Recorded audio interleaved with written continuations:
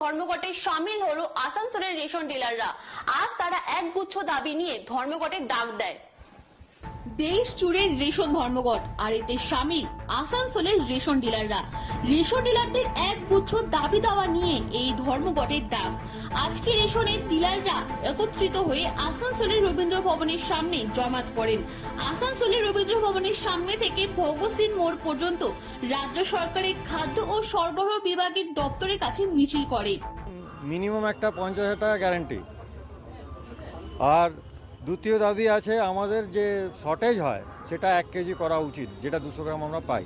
মানে 1 quintal serve করতে গিয়ে আগে 665 পেতাম, 2016 থেকে আমাদের কমিয়ে দিল, বন্ধ করে দিল। তারপরে এখন দিতে আরম্ভ করেছে কিছুদিন আগে থেকে 200 গ্রাম, কিন্তু আমাদের লাগে ওটা বেশি। ওই 1 কেজি করা আমাদের দাবি আছে। তৃতীয় দাবি আছে আমাদের, যেটা আমাদের ইপস চালাতে ক্ষেত্রে 4 মাসে মাল কিছু ভুল ঢুকিয়ে দিয়েছেন সরকার। সেটা আমাদের বলতে বলতে ওনারা কিন্তু এখন অবধি সুরাহা করেনি। একটা দোকানে কারো 5 কুইন্টাল, কারো 10 কুইন্টাল, কারো 22,000 দোকানেই এই ভুলভাল আছে। সেগুলো সংশোধন করার একটা দাবি আছে। 16 টাকার কমিশন আমাদের বেড়েছিল, 54 টাকা থেকে 70 টাকা হয়েছিল 2016-তে। সেটা 47 মাস আমরা কম পেয়েছি, 54 টাকা করে পেয়েছি। সেটাও আমাদের যেটা পাওনা আমাদের মিটিয়ে দেওয়া হোক। মূল দাবি 16টা নাকি?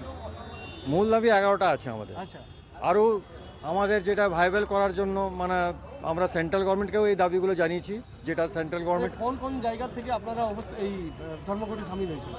আমরা এখন আসানসোল, বার্নপুর, কুলটির লোকরা এখানে প্রেজেন্ট আছে। কতজন? ওই 74 জন, 74 জন। আর সব এমআর এলাকার যেগুলো আছে ওরা ওদের নিজের এলাকাতে আছে। আমাদের যেরকম 21,000 দোকানদারের মধ্যে আমি এখন অবধি খবর পেয়েছি 9,000 দোকানদার খুলেছে। আপনারা ওদেরকে বলতে পারেন না, বুঝাতে পারেন না যে ধর্মঘটে সামিল হন?